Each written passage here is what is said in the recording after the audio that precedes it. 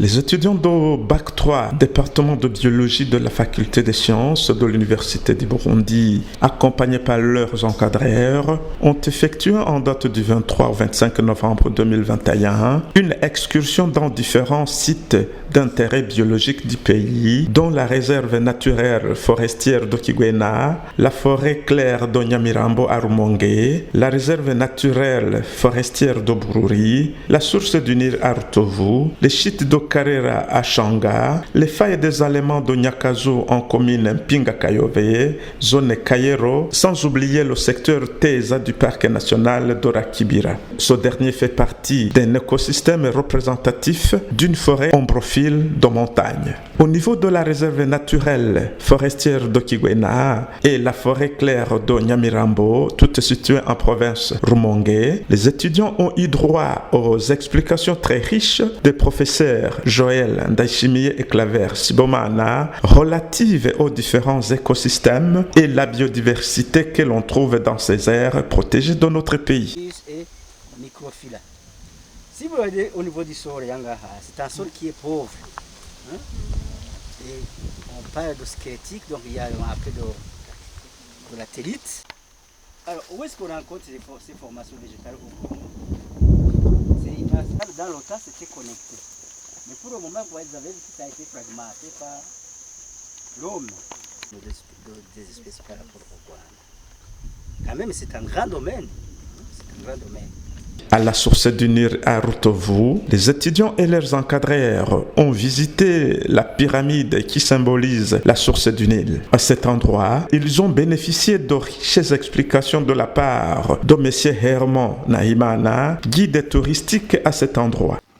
Il a avancé vers le Soudan du Sud, où il a rencontré le lac Albert ou Mwitanzige, parce que le lac Albert passe par 3 pays, entre le Congo, l'Ouganda et le Soudan du Sud. Il a avancé vers l'Ouganda, il y a le lac qu'on appelle Kiyoga et le Victoria en Ouganda. Avancé toujours vers la Tanzanie, il y a le lac Victoria. Arrivé au Rwanda, il y a la rivière qu'on appelle Kagera. Maintenant, il entre au Burundi, juste au nord du Burundi, dans la province de Muyinga. Il a rencontré la rivière qu'on appelle Ruvubu. Voilà, il descend au centre du pays, à Gitega, à partir de Mugera jusqu'à Mahwa. C'est à 15 km d'ici. Il a rencontré la rivière Ruvuziro 11.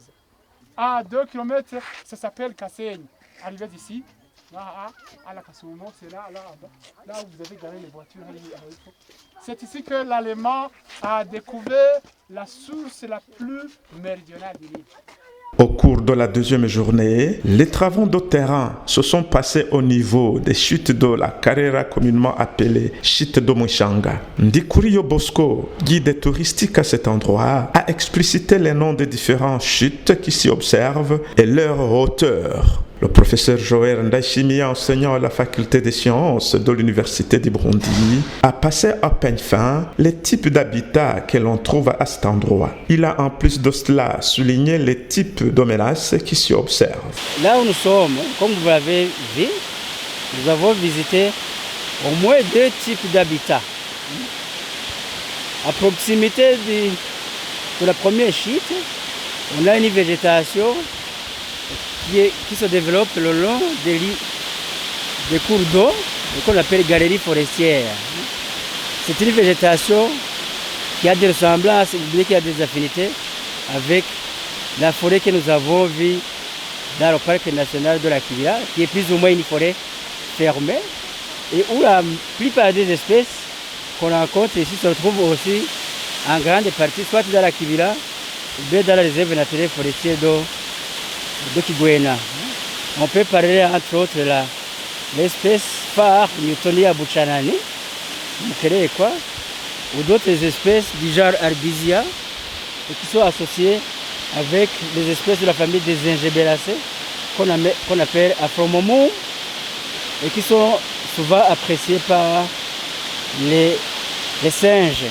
Alors, le deuxième type d'habitat qu'on a rencontré, qui est situé à la lisière, ou bien à la périphérie de la galerie forestière, il est formé par une savane typique, qui est formée par des espèces qu'on a déjà vues dans le parc national de la Ruvubu, comme Anisophilia bohemi, la machine, ou bien Parinali, qui est la Terrifolia, et qui sont associés aussi avec d'autres espèces de Percopsis. Alors dans cette savane, si vous avez bien vu, la plupart des arbustes, ils ont des écorces qui résistent au passage d'eau frais. Et c'est d'ailleurs la première menace qui est souvent observée ici, ce sont les faits de brousse.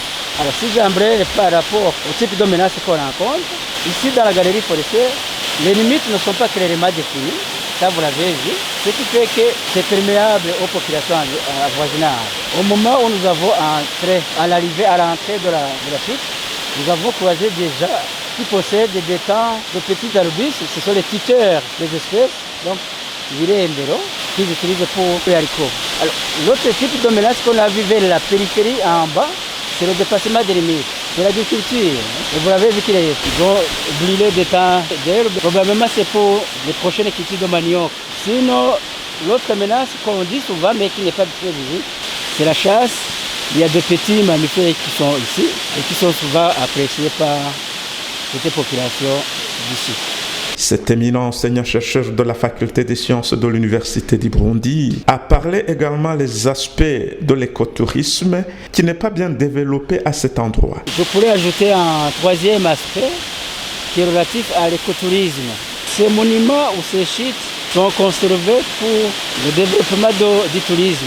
Si vous avez posé une question au guide, il vous a dit que la plupart des touristes qui viennent ici, ce sont des étrangers, même un peu de Burundi. C'est vraiment très sympathique pour le tourisme. Mais quand même, comme la distance de Bujumbura vers ici, c'est très éloigné, le développement du tourisme n'est pas à un niveau supérieur. C'est une recommandation peut-être qu'on peut formuler à l'endroit des gestionnaires qu'ils peuvent en faire un point ou un plan dans leur plan d'action, le développement de l'écotourisme pour ces monuments ou ces sites qui sont ici. Avant de boucler ses explications vis-à-vis des différents types d'habitats de cet endroit, il n'a pas manqué de souligner quelques points positifs et négatifs de ces sites. Mais il y a des points positifs.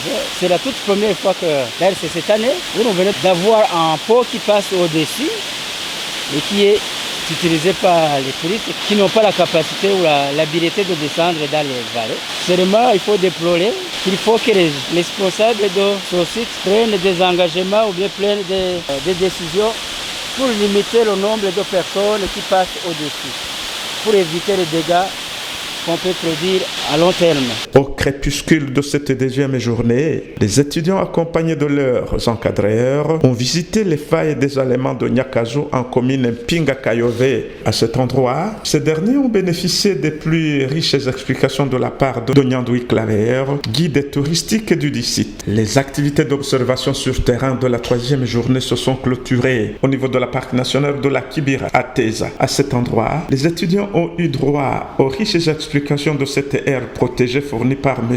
Deus Dedit, guide touristique à cet endroit. Pour le moment, nous sommes au parc national de la Kibira. C'est une forêt qui pousse sur les monts qui font la crête congonile. Vous savez d'où part la crête congonile, ça part du sud du pays, c'est vers le Makamba et ça se donne propriété au niveau de la forêt et ça continue dans la forêt de Nyungwe et chaque fois ça sépare les zones de l'est et de l'ouest. Et ça veut dire qu'il y a les monts qui font presque le juste milieu, séparant les zones du versant atlantique par le Congo et les zones du versant méditerranéen par le Nil. Et ça veut dire que cette forêt alors joue un rôle très important, outre que ça se trouve sur les monts très élevés, alors ça protège contre la noyade, surtout la ville de Bujumbura, y compris toute la plaine. Et à ce niveau aussi, ça joue un rôle très très important pour le maintien du climat local, surtout quelquefois on sait à quelle date la pluie partira ou viendra, etc.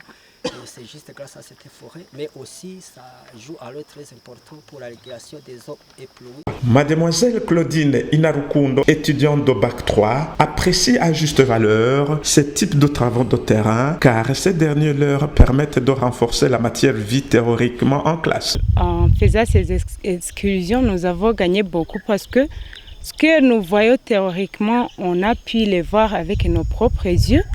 Et parce que quand on te dit des choses, les paroles, on dit souvent les paroles s'envolent. Quand on te dit des choses, surtout ces noms scientifiques des animaux et des plantes, tu oublies facilement. Mais si tu l'as vu de tes propres yeux, ça se fixe dans la tête. Et surtout quand tu le trouves quelque part, tu vois, là, ça, je l'ai vu quelque part et tu n'oublies pas. Clôturant les travaux de terrain des étudiants de Bac 3 au sein du département de biologie de la faculté des sciences, le docteur Simon Burungu, chef du département, a quant à lui souligné le plus-value de ces genres de sorties de terrain envers les étudiants. Avec ces excursions, il voit les différentes formations végétales, il voit les différents milieux, quelles sont les adaptations de différentes espèces par rapport à un milieu donné. C'est-à-dire qu'ils sortent du cadre théorique pour aller voir ce qui se fait réellement sur le terrain. C'est-à-dire que chaque formation végétale est adaptée à un type de milieu. Ce qui fait que, par exemple, nous sommes allés à Kigwena. Il y a une formation végétale appropriée. Nous sommes allés dans les chutes de Mwishanga, dans la province de Rutana. Il y a une formation végétale appropriée. De même, il y a la diversité, la faune qu'on va trouver là est différente de la faune qu'on va trouver à Kigwena. Ici, nous sommes dans la forêt de Teza. Il y a aussi une autre formation qui est caractéristique à ce milieu. Vous comprenez qu'en comparant les différents milieux que nous avons parcourus, ils accumulent des connaissances qui complètent les théories apprises en classe.